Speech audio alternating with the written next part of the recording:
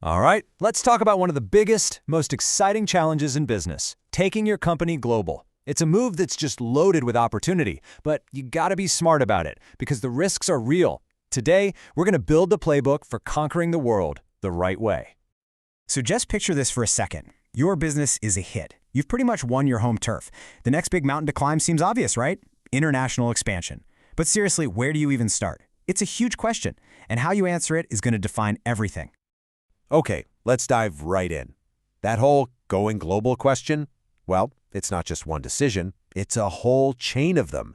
And we're about to zero in on the very first, and maybe the most important choice you have to make. And here's the key thing to wrap your head around. For a company that's growing, it's not really a question of if you should expand, it's a question of how. Picking the right method, the right path, that's the real game changer. Think of your expansion strategy like a toolkit. And in that toolkit, there are 5 core tools, 5 main models you can use. Let's lay out these 5 different paths for breaking into a new market. Here they are. You've got exporting, licensing, and franchising, joint ventures, wholly owned subsidiaries, and finally, foreign direct investment. Each one of these is its own little world with its own rules, risks, and of course, rewards. So let's break them down one by one. First up is exporting. This is usually the simplest way to get your feet wet. You make your stuff right where you are in your home country, and then you just ship it out to customers somewhere else. It's the most direct way to see if there's an appetite for what you sell overseas.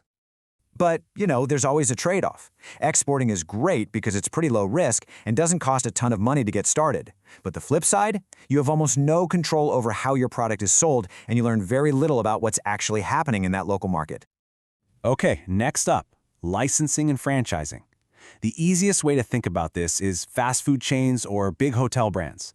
You're basically letting another company rent your secret sauce, your brand name, your way of doing things, your tech, and they do all the heavy lifting on the ground. The huge plus here is that you can expand like crazy with very little investment from your own pocket. But the risk? Oh man, the risk is a big one. You are handing your company's reputation to someone else. If they drop the ball, it's your logo above the door that gets tarnished. Path number 3 is the joint venture. This is where you team up. You find a local company you trust, and you build a new business together. You share everything, the costs, the control, the risks, and hopefully a lot of profits. And this slide really nails the dilemma, doesn't it? On one hand, you get instant local expertise, and you get to split the bill, which is fantastic.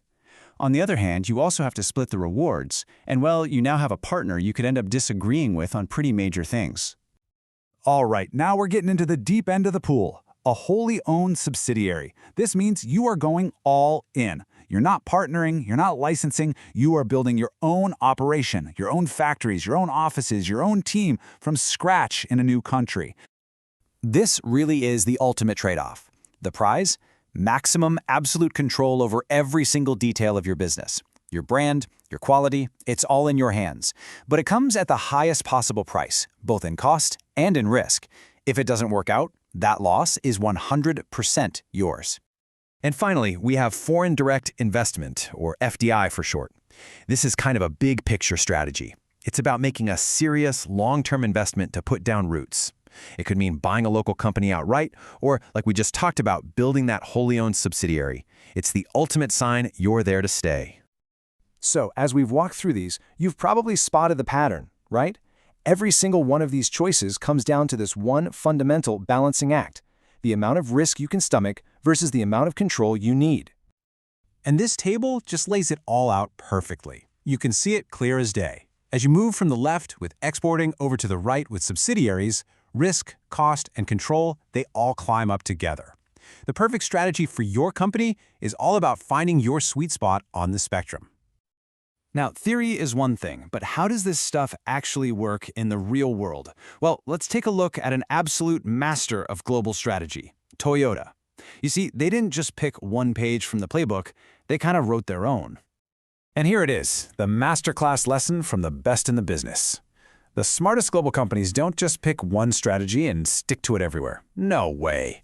Like Toyota, they use a flexible, hybrid model. They adapt their approach for every single market they enter. So check out how they do it. For some countries, Toyota just exports cars there. It's a low-risk way to test the waters. But in really critical regions, like Southeast Asia, they go all in. They build massive, wholly owned factories. Why? Because it gives them total control over their legendary quality, and they get to tap into local cost savings and expertise. It's literally the best of both worlds.